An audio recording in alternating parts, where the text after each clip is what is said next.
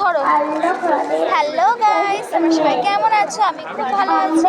আমরা কিন্তু এখন খাচ্ছি পাপড়ি চাট, ঝাল ঝাল করে পাপড়ি চাট খাচ্ছি। আর এখানে অনেক কিছু কিনে নিয়েছি, যেগুলো কিনেছি সেগুলো কিন্তু বাড়ি গিয়ে তোমাদের সাথে শেয়ার করবো, নিশ্চয়ই শেয়ার করবো। আর এটা দেখো, ধরো আপাতত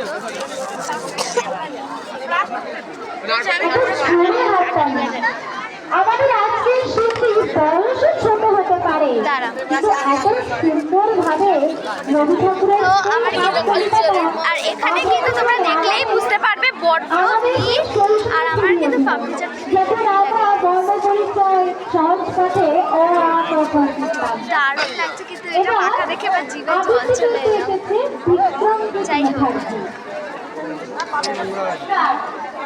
একটা এই যে গাইস দেখো কত সুইট ভাবে এটা মাখা হয়েছে। যাই হোক,